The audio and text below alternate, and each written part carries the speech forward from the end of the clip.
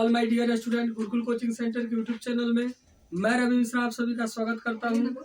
आज हम लोग एक्सरसाइज 5 के बारे में समझेंगे, जिसका नाम है अर्थमेटिक प्रोग्रेशन यानी समानांतर श्रेणी। समानांतर श्रेणी चैप्टर है। समानांतर श्रेणी का वो फुल फॉर्म पूरा इसका समानांतर श्रेणी का इंग्लिश होता है अर्थमेटिक प्रोग्रेशन। अर्थमेटिक हो गया समानांतर और श्रेणी का हो जाएगा प्रोग्रेशन, यानी अर्थमेटिक प्रोग्रेशन। इसीलिए इसे शॉर्ट बाबू एपी भी हम लोग बोलते हैं। क्या बोलते हैं? एपी। और एस हो गया अर्थमेटिक और तीस हो गया प्रोग्रेशन, इसको एपी बोला जाता है। ठीक है। अब एपी का व्यापक रूप जो होता है बाबू, एपी का व्यापक रूप, एपी का व्यापक रूप या इसको विस्तृत रूप भी बाबू बोला जाता है। क्या होता है? तो यहाँ पे देखिए बाबू A1, A2, A3, A4, A5, A6, A7 इसी तरह करके बाबू अनंत तक रहता है। एन यहाँ लिखिए, यानी प्राकृत संख्या या अनंत तक, जहां तक आप लिखना चाहे वहां तक लिख सकते हैं। एक चीज इसके नाम में हम लोग देखें क्या लिखा है बाबू, समांतर श्रेणी। इसका मतलब क्या? देखिए नाम है समांतर। क्या बाबू? समांतर। समांतर मतलब क्या हुआ? समान अंतर। क्या हुआ बाबू? समान अंतर। और श्रेणी मतलब हो गया एक सीरीज, यानी ऐसा सीरीज हो, ऐसा श्रेणी हो जिसमें सभी जगह अंतर क्या हो? समान हो। तो उसे हम लोग कहेंगे ये क्या है? यह समानांतर श्रेणी है। जैसे मान लीजिए 2 यहाँ लिखा हो, यहाँ 4 है, 2 है, 4 है, 6 है, 8 है। तो यहाँ क्या देख रहा है? 2-2 का अंतर है ना। जैसे 2 से 4 हुआ, 4 से 6 हुआ, 6 से 8 हुआ, तो यह बोला जाएगा कि क्या? यह समानांतर श्रेणी है। लेकिन जैसे 2 है, यहाँ 5 है, यहाँ पे 6 है, यहाँ पे 9 है, तो यहाँ पे देख रहे हैं क्या? +3 हुआ है, यहाँ पे देख रहे हैं +1 हुआ है, यहाँ पे देख रहे हैं +3 हुआ है, यानी कहीं 1 है, कहीं 3 है। तो यह क्या है? सब जगह समान अंतर नहीं है, कहीं ज्यादा है, कहीं कम है। तो यह कहेंगे समानांतर श्रेणी में नहीं है। यानी समानांतर श्रेणी में कब होगा? जब समान अंतर, यानी हर जगह का अंतर बराबर रहेगा। जैसे यहाँ पे 2 से 4 हुआ, 2 का अंतर, 2 से 6 हुआ, 2 का अंतर, 4 से 6 हुआ, 2 का अंतर, 6 से 8 हुआ, 2 का अंतर नहीं।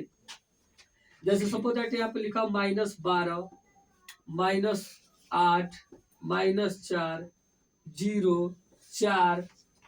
अभी बोले जाए बताइए यह एपी में है या नहीं है? तो क्या देखेंगे बाबू, यहाँ से देखिए 4 से 8 हुआ है, यानी क्या हुआ? +4 हुआ है। -12 से -8 हुआ, यानी क्या हुआ? +4। मैंने 4 रुपया क्या किए? आप किसी से 12 रुपया लिए तो उसे 4 रुपया वापस कर दिए, तो उसका रुपया भी आपके पास कितना बचा? 8 रुपया नहीं। अच्छा, फिर उसमें से और 4 रुपया वापस कर दिए, तब कितना बचा? -4 ना। फिर 4 रुपया और दे दिए, यानी उसका कर्जा पूरा क्लियर कर दिए, 1 रुपया नहीं। अब आप उसको 4 रुपया दे दिए +4, तो क्या देख रहा है? सब जगह +4 +4 +4 हो रहा है ना। यहाँ भी +4, यहाँ भी +4, यहाँ भी +4, यहाँ भी +4। तो ये कह देंगे समानांतर श्रेणी है। अब यहाँ पे देखिए यही जो पहला टर्म है बाबू, इसको A1 कहते हैं, पहला पद। यह दूसरा, इसको कहते हैं A2, दूसरा पद। यह तीसरा नंबर पे है तो इसको कहते हैं A3, तीसरा पद। ये चौथे नंबर पे है तो कहते हैं A4, चौथा पद। ठीक है। तो इसी तरह व्यापक रूप जो होता है एपी का क्या होता है? A1, A2, A3, A4, A5, A6 ये होता है। इसका क्या होता है? अंतर सब जगह बराबर होता है। जैसे A2 - A1, 12 में छोटा घटाएंगे बाबू, A2 - A1 बराबर होगा किसका? A3 - A2, A3 - A2। फिर किसके बराबर होगा बाबू? A4 - A3। माने बाद वाले पद में से जस्ट पहले वाला पद घटाएंगे तो सब क्या हो जाएगा? मान बराबर आएगा।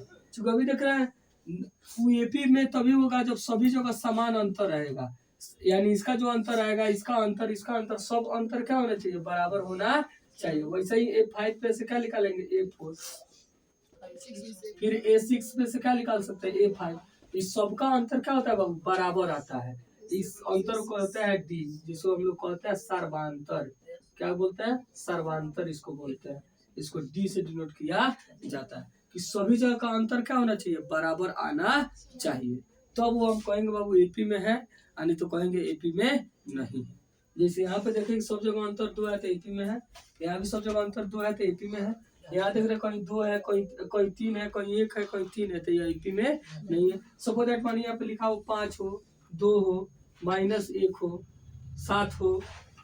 अब पूछा जाए बताइए एपी में है कि नहीं है। तो यहाँ क्या देख रहा है, 5 से 3 2 हो गया, यानी 3 यहाँ पे क्या हुआ है, घटा हुआ है ना। फिर 2 से -1 हो गया, यानी -2 हुआ है। फिर एक के बार -1 से 8 हो गया है, यानी यहाँ पे क्या हुआ है, 8 बढ़ा हुआ है। तुमने 1 रुपये उसे सधा करके 1 7 आगे भी हो गया। तो यहाँ -3 या -2 यहाँ 8 आ गया। तो कोई माइनस में कोई प्लस में, अंतर समान नहीं है, तो ये एपी में नहीं। समझ पानी आपसे क्वेश्चन दे दिया गया है 6, 10 और 12, 16। पूछा रहा बताइए एपी में है कि नहीं है। तो हम क्या करेंगे बाबू, इसको लिखेंगे A1, इसको लिखेंगे A2, इसको लिखेंगे A3, इसको लिखेंगे A4। अब घटाएंगे A2 minus A1, A2 minus A1। A2 क्या है बाबू 10, A1 क्या है 6। 10 में 6 घटेंगे कितना आ गया 4।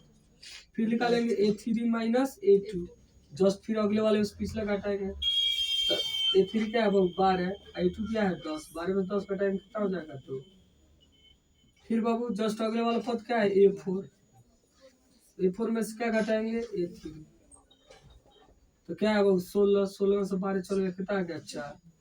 तो क्या क्या देख रहे हैं बाबू कि यहाँ यहीं पे निकालने कोई जरूरत नहीं था। जब यही दोनों बराबर नहीं आया तो आगे आपको निकालने की कोई आवश्यकता नहीं है। तो यहाँ पे हम लिख देते कि चूंकि A2 माइनस A1 बराबर नहीं है A3 माइनस A2, इसलिए यह एपी में नहीं है। इसलिए यह स्थिति एपी में नहीं है। क्या लिख देंगे बाबू, यह स्थिति एपी में नहीं है।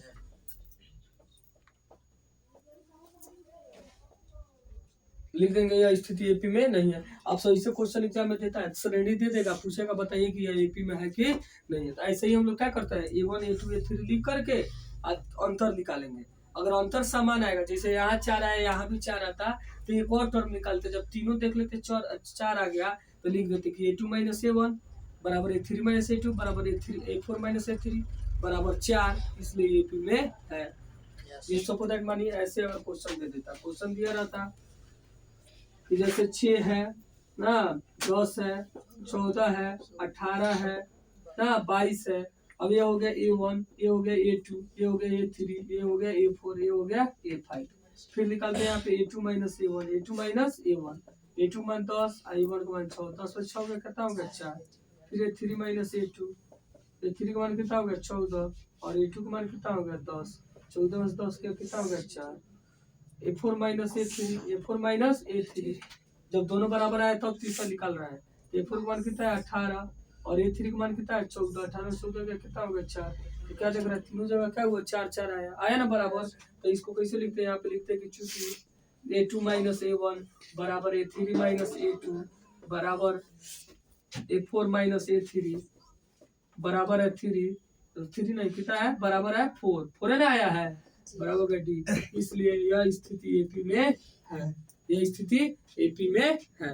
तो ऐसे आपसे पूछा जा सकता है क्वेश्चन दे करके कि एपी में है कि नहीं है। तो आप ऐसे चेक कर लेंगे, अगर बराबर आएगा तो एपी में है और नहीं आएगा तो एपी में नहीं है। व्यापक रूप आपका क्या होता है एपी का, तो A1 A2 A3 A4 dot dot करके अनंत तक होता है। आपसे अगर व्यापक रूप एग्जाम में पूछता है तो आप ये बताइएगा, ठीक है। सार्वंतर यानी डी का सूत्र क्या हो जाएगा, तो डी के सूत्र के लिए हर बड़ा वाले पद में से जस्ट उसके पहले वाले पद को क्या करता है घटा।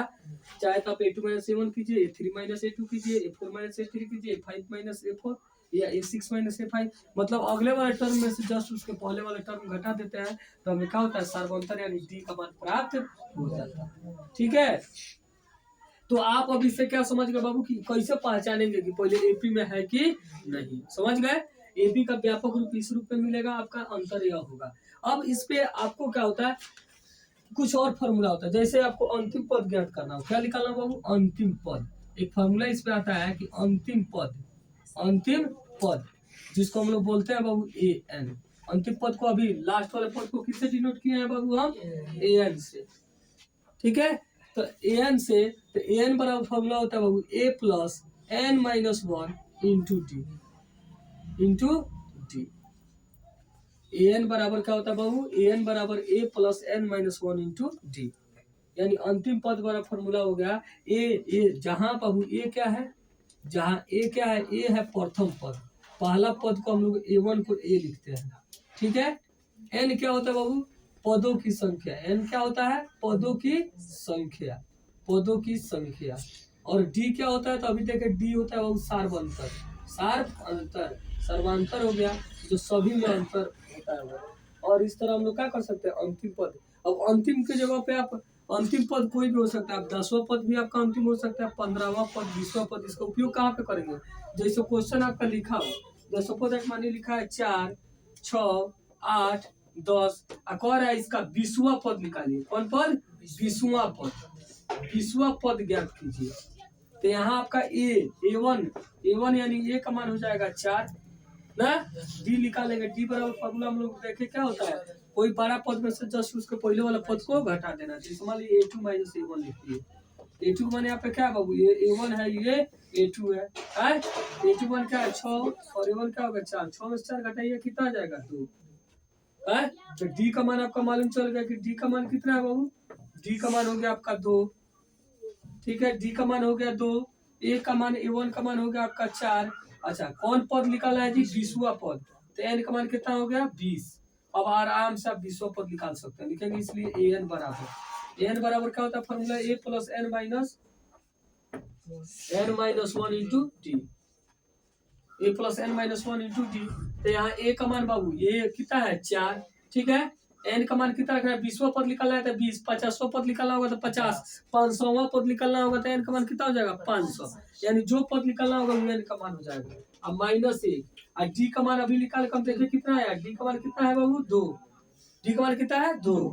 अब इसको लिखते हैं बाबू, तो 4 प्लस 20 में से एक जाएगा क्या हो जाएगा 19 और गुने 2, यानी क्या हो जाएगा 4 प्लस 19 दूनी कितना होता है 38, 38 और 4 कितना हो गया 42।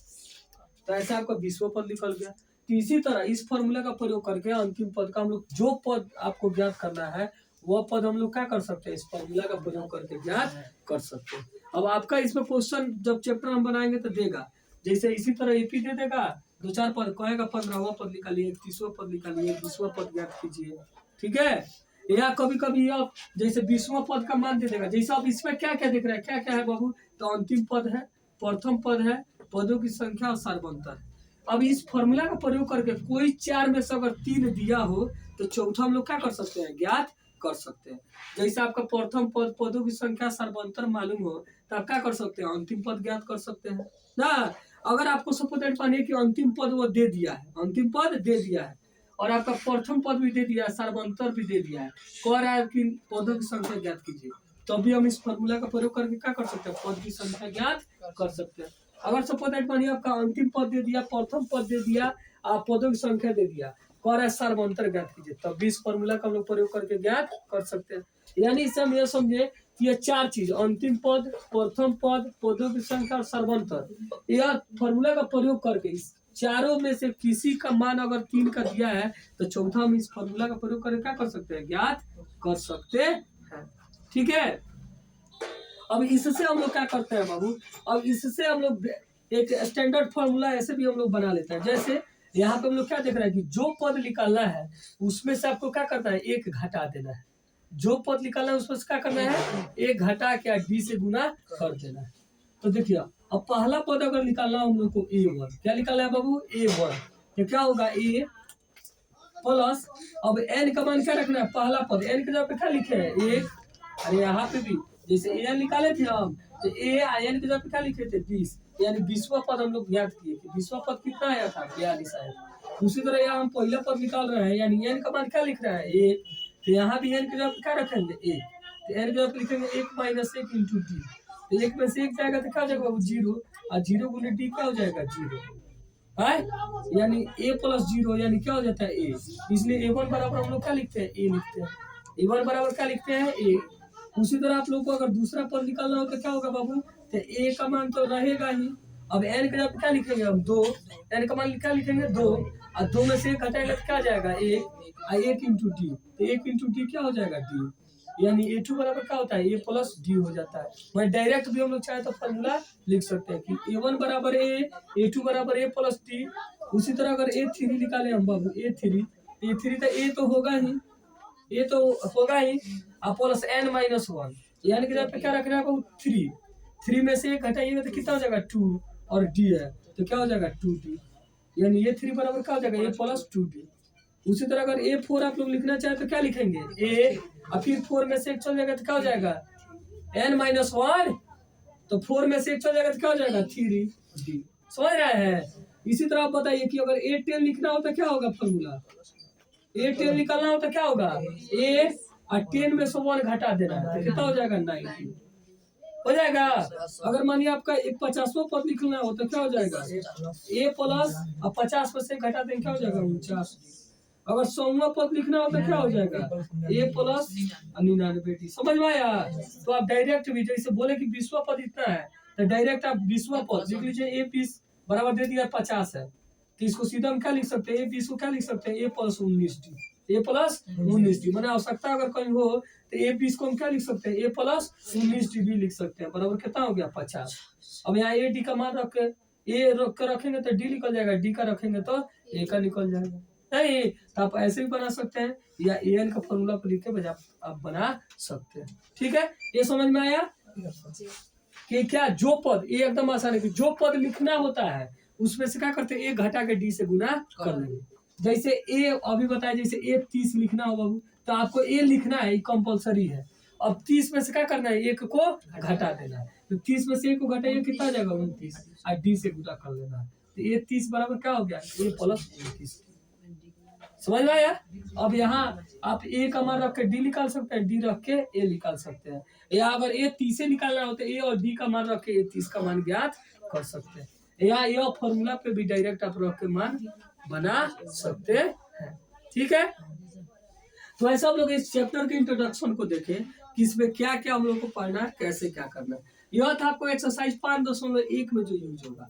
आप आगे बढ़िएगा तो जैसे हम अभी निकालें कि 10वां पद ज्ञात कीजिए, जाने की इस फॉर्मूला पे लिख लेगा। 20वां पद ज्ञात कीजिए, 30वां पद निकालिए, 150वां पद निकालिए। चाहे क्वेश्चन में कभी कभी पूछ देता है कि कोई पद 50 होगा कि नहीं होगा, -50 होगा कि नहीं होगा, तो क्या करते हैं हम n का मान निकालते हैं। n का मान अगर पूर्णांक आता है पूरा पूरा अंक, जैसे क्या हो सकता है 5 गो पद हो सकता है, 10 गो पद हो सकता है, 20 पद हो सकता है, 15 पद हो सकता है। -2 गो पद होगा, कभी पद नहीं होगा तो नहीं होगा। माइनस में अगर n का मान आता है तभी वो हम लिखते हैं, जैसे पूछ देगा लिख देता है -150 और कहता है AP लिखा रहता है। जैसे मान लीजिए लिखा है 2 4 6 8 ऐसे, अब पूछ रहा है कि -150 इसका पद हो सकते हैं या नहीं, तो हम लोग क्या करते हैं इसको अंतिम पद मान के बनाते हैं। और अगर n का मान पूर्णांक आ जाता है, क्या आता है पूर्णांक, पूर्ण संख्या माने पूर्ण संख्या आ जाए 1 से लेकर अनंत तक, प्राकृतिक संख्या मानिए 1 से लेकर अनंत तक का संख्या अगर आ जाए तो हम लोग क्या मानते हैं कि वह पद AP माने वह पद AP में हो सकता है। अगर उसको छोड़ करके जैसे n का मान माइनस में आ गया, n का मान बाटा में आ गया, तो हम कहेंगे कि वह पद AP में नहीं हो सकता। तो इस तरह के क्वेश्चन को हम लोग इसमें एक्सरसाइज 5.1 पे देखते हैं। लेकिन जब हम लोग 5.2 5.3 ये सब में जाएंगे तो जैसे जहाँ समानांतर श्रेणी का योग के बारे में पढ़ा जाता है, यह तो समानांतर श्रेणी के बारे में, जैसे आपको 10वां पद निकालना हो, 20वां पद निकालना हो, 50वां पद निकालना हो, तो आप इस सब सूत्र का प्रयोग करके आप ज्ञात करेंगे। लेकिन अगर वहीं आपसे पूछ दिया जाए कि 50 पदों का योग ज्ञात कीजिए, AP लिख के बोले कि इसके 50 पदों का योग बताइए, चाहे बोले प्रथम 50 प्राकृत संख्या का योग बताइए क्या होगा। ठीक है, या AP कोई लिखा है जैसे यही AP लिखा था, 2 4 6 8 डॉट डॉट करके कह दे कि 100 पदों का योग बताइए, 100 पदों का योग। 100वां, देखिए ध्यान दीजिए क्वेश्चन पे, कभी कभी पूछता है 100वां पद बताइए, तो 100वां पद किससे बता देंगे अंतिम पद वाले से। लेकिन वही कहे कि 100वें पदों का योग बताइए कि 100 पदों तक योग कितना होगा, तो उसके लिए फॉर्मूला आता है जिसको हम लोग कहते हैं SN। क्या कहते हैं SN। SN का सूत्र होता है, जैसे आपका SN बराबर यहाँ बताते हैं बाबू, SN बराबर क्या होता है n/2 into 2a plus n-1 into d होता है। क्या होता है SN बराबर n/2 into 2a plus n-1 into d। यह क्या होता है समानांतर श्रेणी का योग बताता है। जैसे 50 पदों का योग, यहाँ भी n वही होगा पदों की संख्या, a वही होगा प्रथम पद, n वही होगा पदों की संख्या। ठीक है, और d सार्वंतर है तो सार्वंतर है। यानी अब इससे निकालना होगा, जैसे 50 पदों का योग बताइए, 100 पदों का योग बताइए, तो जब 50वां पद पूछे तो अंतिमवां पद का सूत्र लगाएंगे, और कहे 50 पदों का योग बताइए तो हम SN का सूत्र लगाएंगे। अब SN बराबर हम लोग ऐसे भी लिखते हैं कि जैसे SN बराबर हम लोग लिख लेते हैं n/2 into a plus an, माने प्रथम पद प्लस अंतिम पद, यह भी सूत्र होता है। अगर आपको कहीं n मालूम हो, प्रथम पद मालूम हो और अंतिम पद हो, तो डायरेक्ट इस सूत्र पर भी क्या कर सकते हैं, आप क्या कर सकते हैं, योग को ज्ञात कर सकते हैं। ठीक है, या नहीं तो जहाँ NAD मालूम हो वहां पे यह फॉर्मूला का प्रयोग करके ज्ञात कर सकते हैं। ठीक है, तो ये रहा हम लोग का एक्सरसाइज 5 का इंट्रोडक्शन। अब अगले क्लास में हम लोग आगे इसके क्वेश्चन को देखेंगे। अगर आप चैनल पे नए हैं तो चैनल को सब्सक्राइब करें, वीडियो को लाइक करें और अपने दोस्तों के पास शेयर करें। वीडियो को अंत तक देखने के लिए बहुत बहुत धन्यवाद।